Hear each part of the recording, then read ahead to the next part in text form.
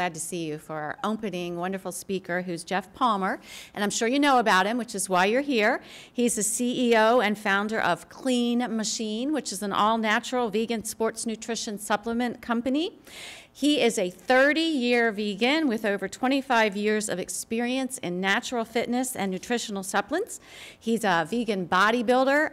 He'll be speaking on the myths about protein, new research that shows why plant proteins are better, and how to improve strength, performance, and your body composition with plants. So please help me welcome Geoff Palmer.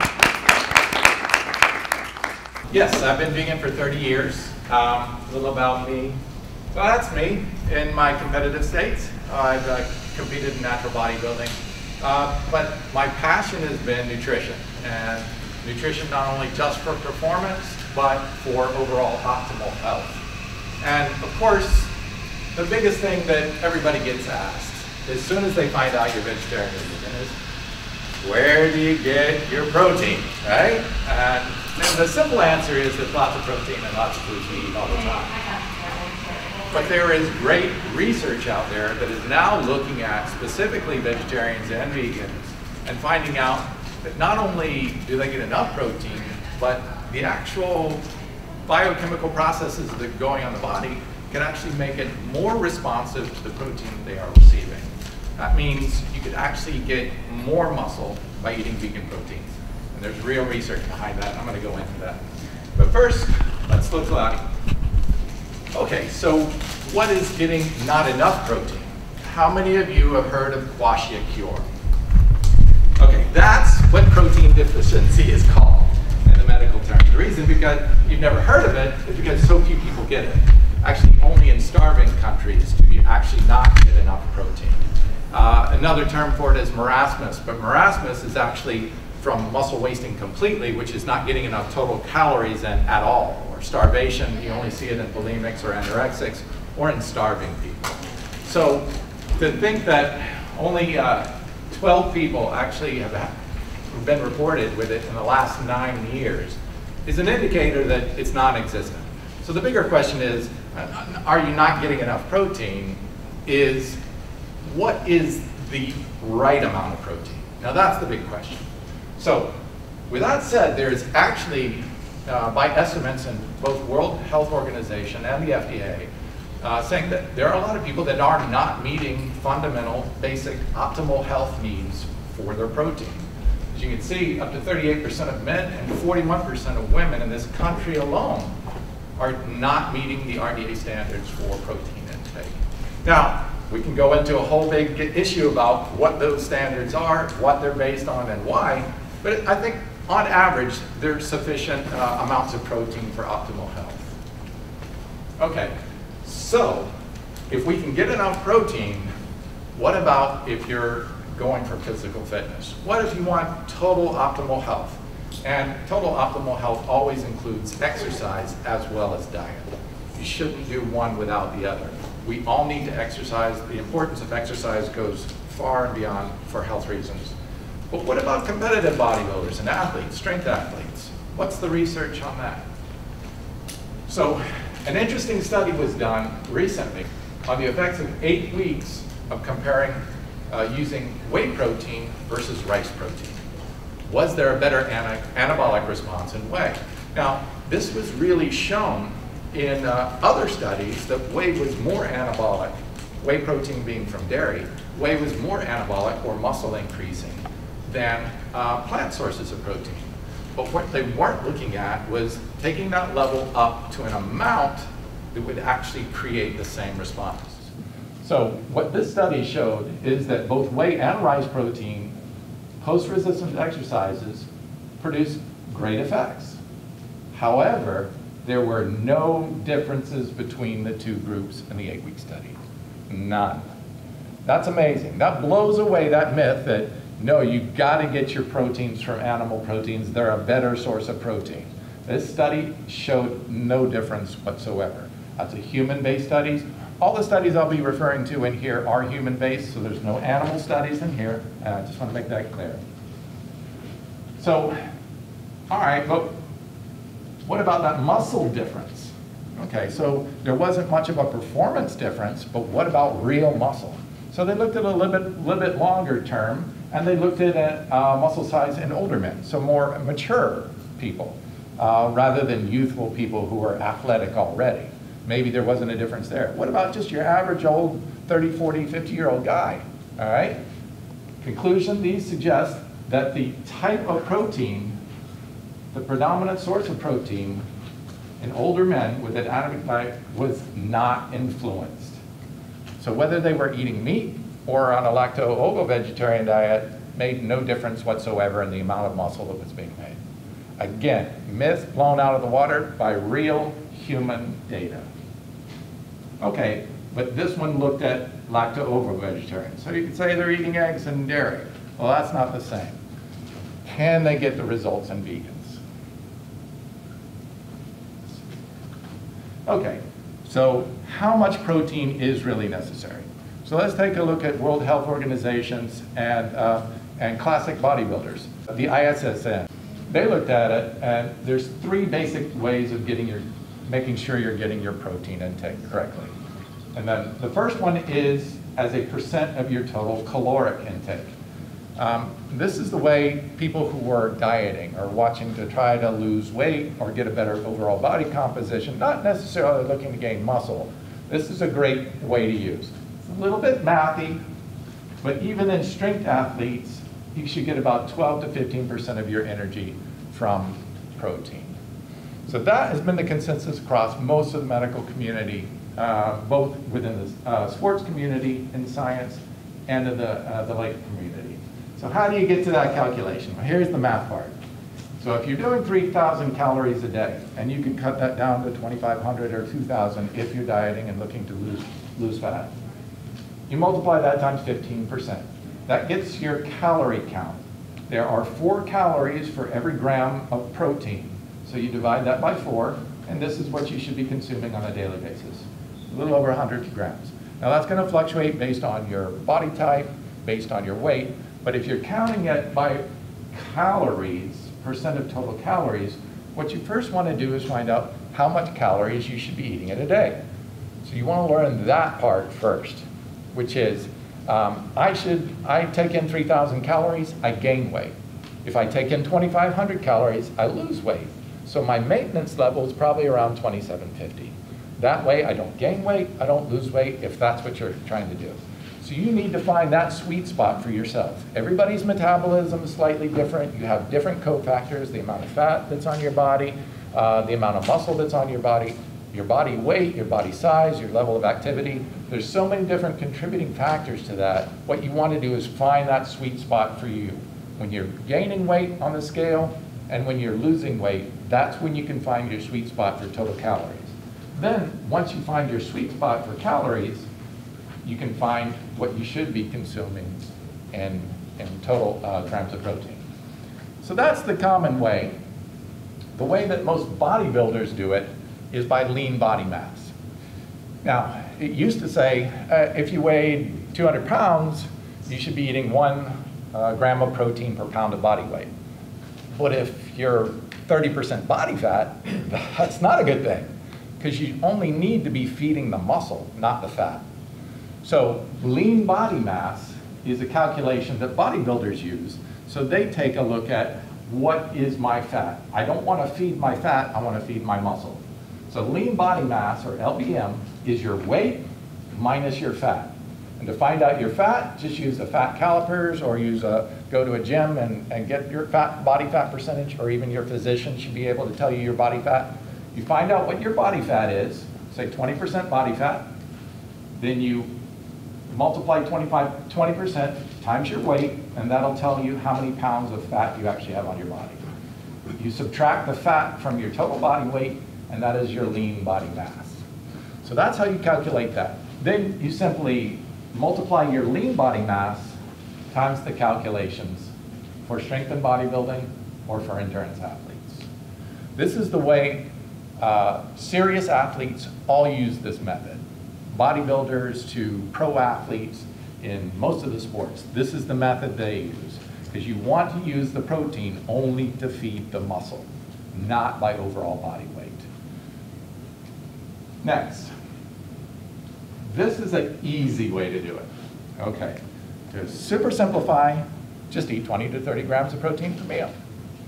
Now, why 20 to 30 grams of protein?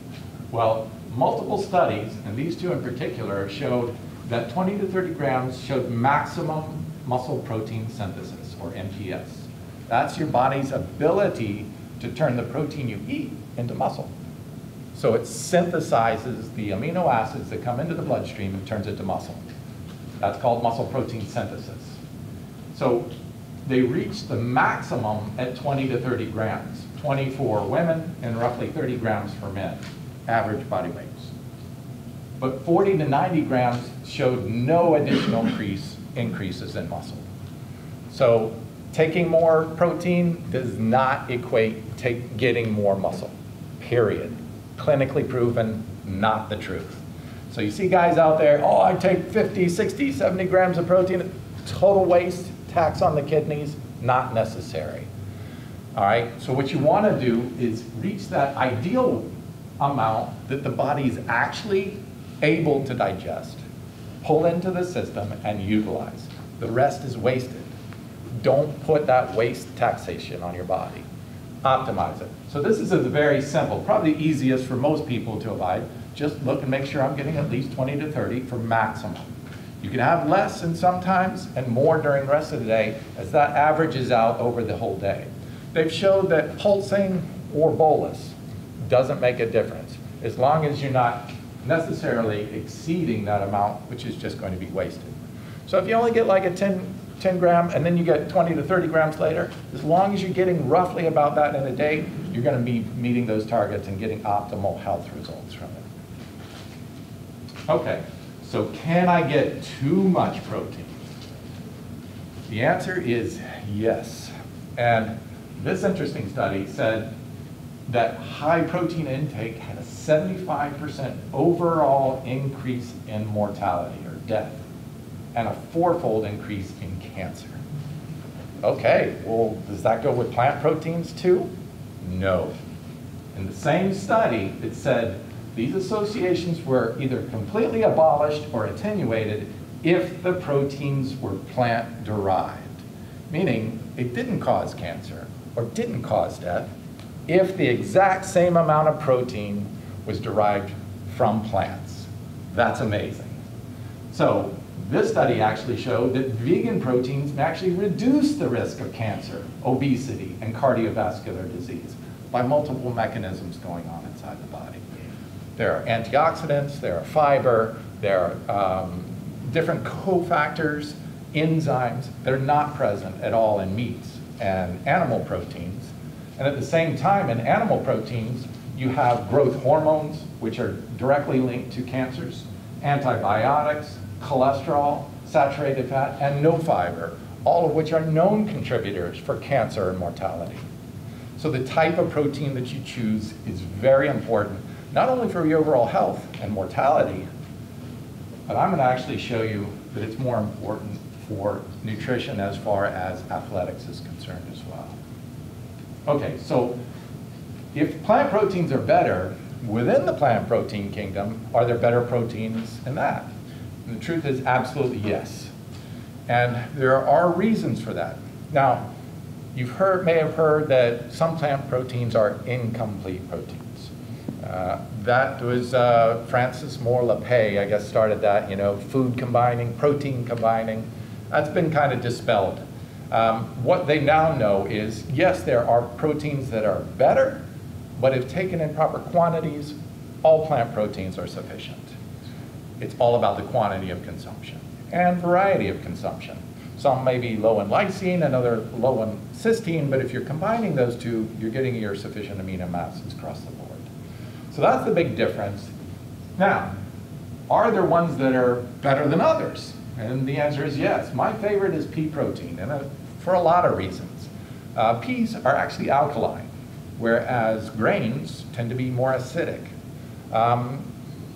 Animal proteins are very acidic, and the reason being is the amino acid profile.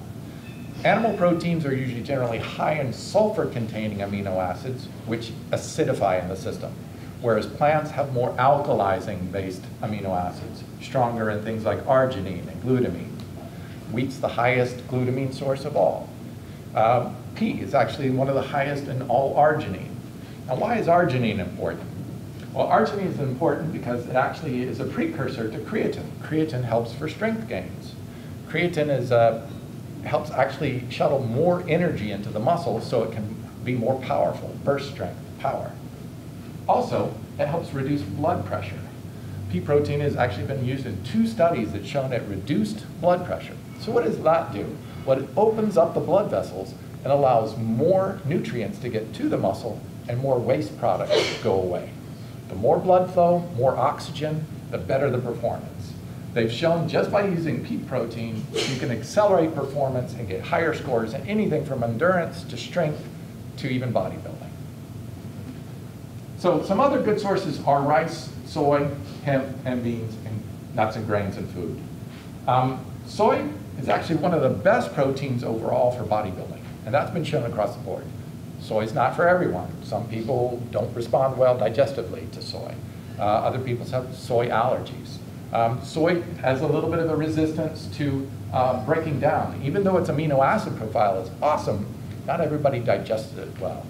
So for that reason, I prefer pea. Pea is a food source that can be eaten all the time, and is eaten all the time.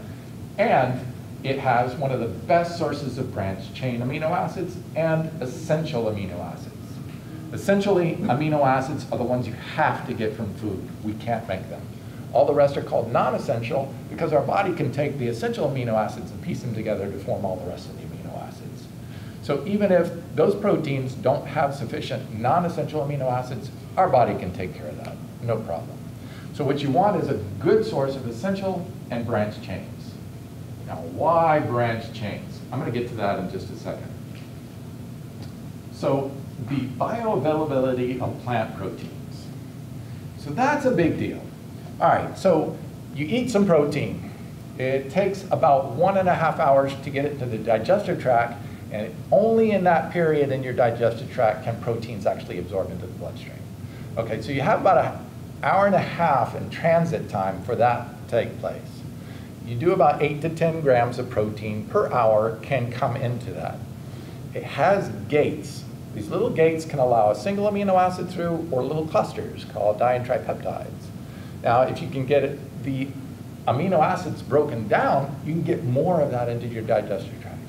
So a better bioavailability means you can get more of those aminos and less of them passing all the way through and all the way out.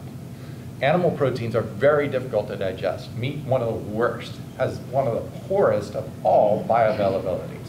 Up to 90% of the meat you eat can actually get passed all the way through. Now, the body knows this, so when it sees proteins, it tries to slow down the digestive tract. The problem becomes is if you eat proteins with lots of other fast-moving carbohydrates, they sit on top of that slow mover, and they spoil, and they get gas, and they form bacteria, and then the body responds by creating mucus inside the digestive tract. All of that leads to lots of problems. So what happens if you add enzymes? Now, most plant materials have some enzymes in them when they're in their live state. Once they're cooked or processed, most of those enzymes go away. So if we're going to take them out, put them back. Or eat whole food, raw food type plants and stuff that are high in enzymatic activity. Otherwise, you're depending on your own digestive tract to actually try to break that down. If you add enzymes, what happens? Well, they showed the amino acid levels were 110% higher. That's more than double the amount of amino acids available. So, you know, I asked this question kind of as a trick question, which is, how much protein do you need? The honest answer is 0. Your body actually can't take in protein. The only time that protein actually makes it into the bloodstream is called leaky gut syndrome. And if you get that, you're in trouble. So you don't want proteins in your system, you want amino acids. So breaking the proteins down into amino acids, with up to 5 grams, just taking amino acids, almost 130% more protein is actually broken down than without enzymes. Take an enzyme if you're taking proteins. Now, It all depends. If you're eating lots of live foods. Another study showed, okay, if I eat foods that are high in enzyme, raw foods, what happens? And then what if I eat with none? And then what if I eat both in combined? So they looked at that study and they found, they followed the leukocytes. Leukocytes are white blood cells. They're our garbage men. So if garbage gets into the blood, the white blood cells all activate, start coming out to carry out the garbage. So the more leukocytes, the more garbage is in your blood. So they looked at the raw food, and there was practically no leukocytosis at all. Very few cells.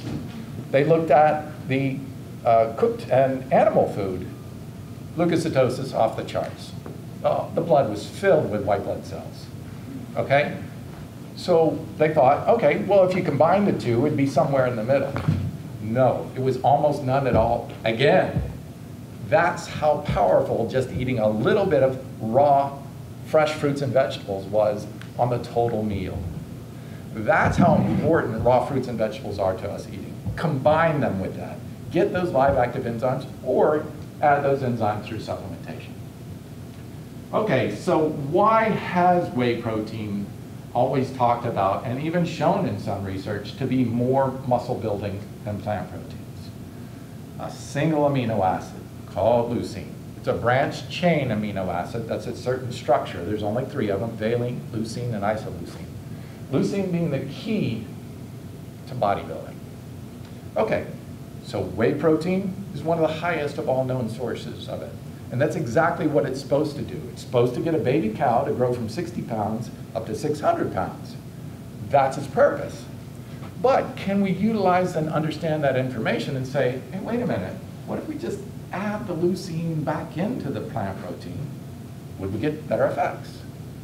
Okay, so what happened is they looked at that rice protein study and found that if you increase leucine, it increases mTOR. mTOR is the actual path. When you work out, mTOR is stimulated. It tells your body to produce more cells or strengthen the cells that are currently there. So the mTOR pathway is activated, increase the protein synthesis, and increase the cell's capacity to produce new proteins. Now, it's triggering that process, but your body's not going to do anything it doesn't want. It's only when you're doing physical activity what's actually going to make those changes. But it's the leucine that triggered the response. So leucine in one group significantly had higher gains, increased strength gains up to 40% just by getting sufficient amount of leucine in there. That's incredible. What about endurance? Endurance, leucine supplementation significantly improved endurance athletes, both in power, performance, and upper body strength. So it's clear that this one amino acid is key, and more plant proteins are actually lower. That's one of the reasons, again, I like pea protein. It's one of the higher in the branch chain, specifically leucine. But what happens if you actually add leucine? Okay, there are a couple ways to do this to get the most muscle building from plant proteins. One, you can consume enough of the protein that the leucine levels actually make up the amount. So when they did that in this rice study again, the amount of leucine needed to optimize muscle protein synthesis resulted in no difference between 48 grams of whey and 48 grams of rice protein. So you just increase the level of the protein to get the maximum amount of leucine in it. If there's lower levels of leucine than whey, you just increase the levels to the point at which you would be taking the whey, and now you've eliminated that situation. So all you have to do is increase that, or you can simply add the leucine, and muscle protein synthesis was shown to be 33% greater. That's a third more muscle from the same workout simply by adding the leucine back into your plant protein. That's amazing. By adding just the branched chains, you also don't have to increase that protein. Now you can get the similar anabolic response. No differences between whey or rice protein. Same anabolic response, same growth. Right? Just by changing that one amino acid. So, to summarize, the best ways to do it is obviously consume enough, 20 to 30 grams of protein. Choose a good plant protein source, pea being my favorite because of lots of different reasons. and take an enzyme with it to make sure you're getting the most utilization, so more of those amino acids are getting into the bloodstream. And then add the leucine. Leucine actually acts as a trigger at the cell to allow the amino acids into the cell for muscle building process. Can I just go out and buy some leucine? Absolutely. Obviously our company makes that. That's not the reason I'm saying it, but what I do want to warn you is, being vegan, the majority of branched chains on the market are made from human hair or duck feathers. So they're not vegan. Pretty yucky. They actually collect the human hair from salons, put it in an acid bath, and then reduce it further with enzymes, and then sell it to you as a white powder. They won't tell you that. So make sure you're getting a vegan source, if you're interested in that, of branched chain amino acids. The one we sell is actually made from non-GMO corn. It's gluten-free, soy-free, the whole works, so 100% natural. By increasing the amino acids, using your plant protein choices and using enzymes, you'll maximize the amount that you actually get out of the protein. By adding leucine, you'll maximize the amount that's actually being in the bloodstream, being converted into muscle tissue. So what you want to focus on is efficiency. Make the body more efficient, you won't need to use as much protein. By adding enzymes, you're going to increase up to 130%, remember, the amount of protein that's actually getting utilized into the bloodstream. By adding the leucine, you'll make sure that amino acids actually gets used to build muscle, trigger the muscle process. So just by tweaking those two little things, you can totally get a better anabolic response, more muscle gains from plant proteins than whey. So with the science out there right now, the next question would be, okay, well, where do you get your omega-3s then, right? It's gotta be fish oil, has to be, that's the only source. All right, so this was a breakthrough study. This is very interesting because this study actually was not looking for this, but they did measure all three groups. Actually 4 groups: meat eaters, fish eaters, lacto-ovo-vegetarians, and vegans. What happened? The DHEA. That's the primary omega-3 that is used for heart health, for brain health, for, actually they've even shown it used for muscle building. So, fish eaters, 271. Vegans, 286. What? Vegans had higher omega-3s than fish eaters? Why is that? Because the way our body is made. Our body was actually made to convert ALA, a type of alpha-linoleic acids found in plants, to omega-3s. We're very efficient at that. We create an enzyme that actually causes that conversion. Now, early on, they did the studies and said, well, our body doesn't produce that much enzyme, so we can't be very good at converting it. So you have to get it from fish oil. Well, of course, that study was based on fish-eating people. Now, if you're getting an external source of omega-3s, your body says, well, I don't need to produce the enzyme. You're already giving me omega-3s in its whole state. So what the body did then is shut down its production of that enzyme. The researchers said, oh, we're not producing enough, so we can't convert ALAs. Well, that was where the myth was broken, because they weren't looking at what vegans are doing. They now see that vegans, or people who don't consume omega-3s from an outside source, are actually better at making omega-3s than people eating fish or fish oils. That's amazing. That blows that myth. This is an amazing study that really blows away the whole fish oil argument. Now, why did I include this? I mean, obviously these are 2 of the biggest questions. You can't get your protein from anything but meat, and you can't get your omega-3s from anything but fish. So the science has definitely shown this is absolutely false. And not only false, that we're actually getting better results from plant proteins. So why is this important? Well, for athletes, omega-3s are important for joint health, brain health. But here's something interesting. In this study, they looked at, well, does it affect bodybuilding or muscle gains? Omega-3 fatty acids stimulated muscle protein synthesis in older folks. Well, that's awesome, because the #1 health issue is break and falls, hip fractures, okay? The majority of people who have a hip fracture die from it. That's kind of scary. And what causes those falls? Weakness. It's called sarcopenia, or age-related muscle loss. So it's very important to maintain that muscle, especially in older folks. But what about in younger folks? The same thing. So the muscle protein concentration, the amount of actual muscle in a cell, and the muscle cell size, cell growth, were both greater the higher DHEA levels you had. Now we already see that vegans actually have higher DHEA levels. So what are they saying? More muscle and bigger muscle size. You can actually be a better, stronger, bigger athlete by being vegan. I'm so happy to be able to do some of this research because it's not out in the mainstream. These are amazing studies showing better anabolism, better muscle growth, better overall health, that vegan proteins did not cause cancers or mortality, where animal proteins caused up to 75% increase in mortality rate. The exact same levels of proteins. So, you know, they used to say, oh, don't get too much protein, it's bad for you. It's what type of protein that you're putting in your body that matters more. So getting sufficient quantity for whatever your needs and goals are, that's important. There are different ways to do it. By adding the enzymes and by adding the leucine, you can actually use less protein because more of it is actually reaching its end goal and accomplishing the result. That's what you want. Efficiency, not quantity. Quality, not quantity. So that's the difference, I think. The research is now bearing out that you can maximize your results as athletes. We have Arian Foster, you know, as a football player, Ricky Williams. We're seeing athletes come out, a